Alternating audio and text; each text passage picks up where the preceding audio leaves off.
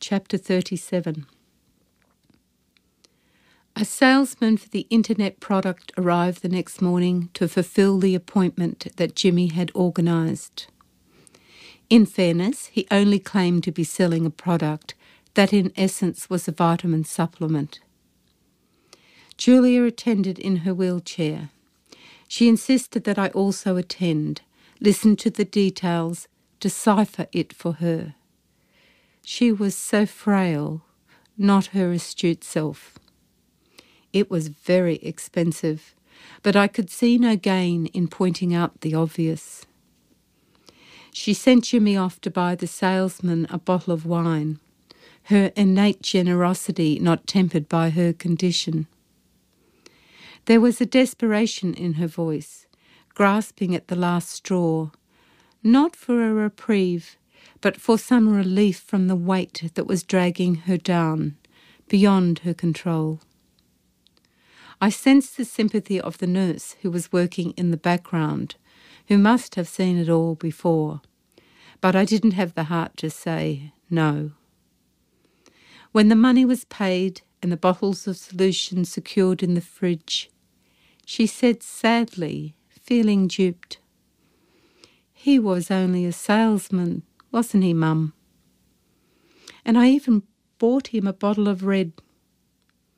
The bottles remained forever after untouched, the household reluctant to pour all that money down the sink.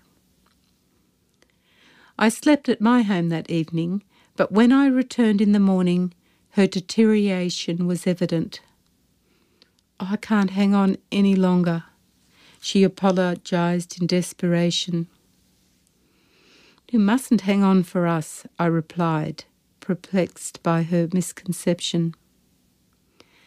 That evening, as Emma and I put her onto the commode, we watched silently as she passed blood, a flood which was unnoticed by her. We removed the commode without comment, joined in the unspoken agreement of our silence. I put her to sleep with the touch of the healing that night, fearful that my grief would disturb her, shaking with the emotion of it.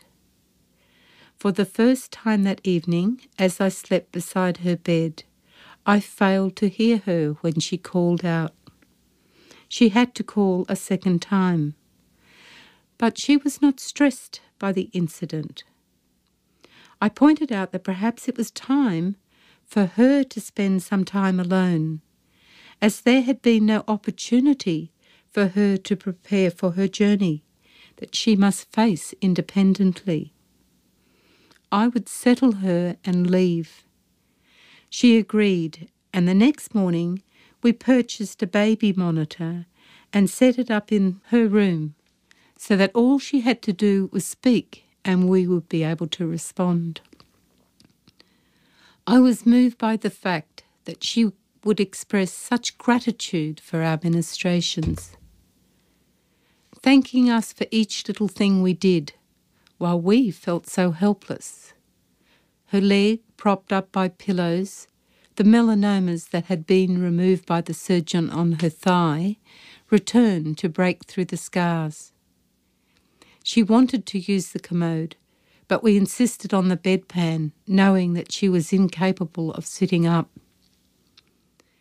She was upset by her total loss of independence, but the girls and I cajoled her, explaining how proud we were of her bravery, of how she had conducted herself, and the intelligence she had displayed in dealing with so many medical decisions, the impression she had made on her doctors and everyone with whom she had dealt. "Do you really think the doctors thought I was intelligent?" she responded wistfully, and we were glad of the joy on her face. Julia didn't want me to administer her morphine, reasoning that my eyesight was poor and the needle had to be inserted into the tiny opening in the shunt.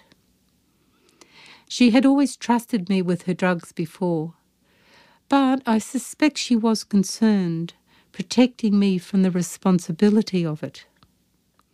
her own sight had been reduced to shadows, and she explained that it was uncomfortable for her if we got too close, moved by the urge to comfort her with a kiss.